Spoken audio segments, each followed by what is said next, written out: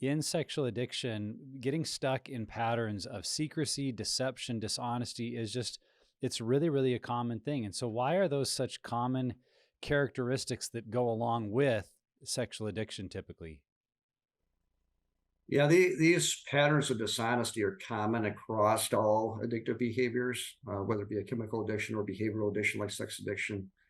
And often they're formed long before the addiction sets root. They actually form a big basis for the addiction. And I've had so many clients and men in my group that come across my doorstep that lying is and covering up, and whether it be big lies or small white lies, is just a pattern of life, Hmm. and that keeps us stuck in those addictive behaviors. So really, breaking through that denial and dealing with that secrecy is the key to unlocking this whole thing.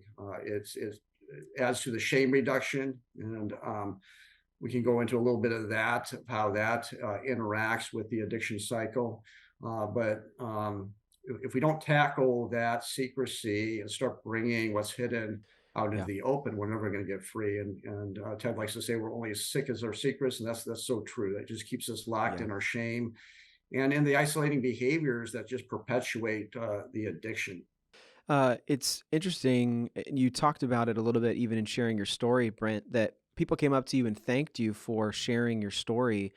And I think that the reason, in my mind, that the pattern of secrecy, deception, dishonesty is because a culture of vulnerability was not modeled for many of us in our home or in the church. And so for us, we don't know any better. I know for me growing up, I didn't really hear much about my dad's struggles. And so I just assumed he was Superman. And I'm Clark Kent. I can't relate to Superman. I've got daily struggles all the time. And so it didn't feel safe for me. And so that then led to shame, which led to pulling away, which then led to keeping secrets, being dishonest, and living in the dark in isolation. And so I think a lot of it can tie back to even the cultures that we grew up in, not seeing this addressed. Oh, this isn't okay to talk about. So I guess I have to keep it to myself. Yeah, and I think when we look at these topics, it can be easy for someone, whether they're kind of shaming themselves over it, or if you've been the betrayed family member or spouse or friend, to just really be hurt by it. The feeling can be, man, this is just because they're a liar, they're a wicked, evil person. And I think it's helpful to maybe consider maybe another dynamic that many people stuck in sexual addiction are engaged in deception and lying because of self protection and self Yeah. preservation. There's a sense of like, I don't want to hurt you. And I know that when I hurt you, it's going to hurt me and it's going to be painful and awkward. Just like, and it seems easier. Yeah. Like, I think that's what we convince ourselves. And again, I'm not in any way excusing or justifying. I mean, these are harmful, Yeah. destructive habits in any relationship. But it often is coming out of a place of, I just think this is going to make everything worse. And so, as painful it is to maybe live in that double bind of secrecy, it feels maybe like the better choice until it gets so bad it can't be hidden. And I think that's what we don't see when we're struggling in addiction, how much, just like you said, Brent, it is fueling and what we're doing and keeping us stuck. I know for me in my story too, it was this sense of, well, that was the last time.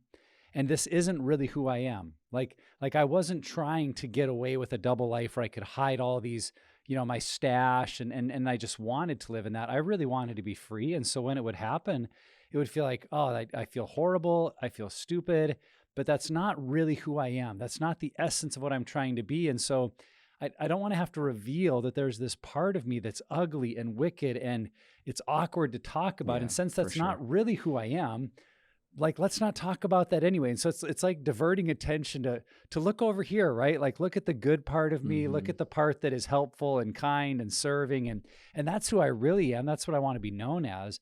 So without maybe ever planning to, we get into this image management.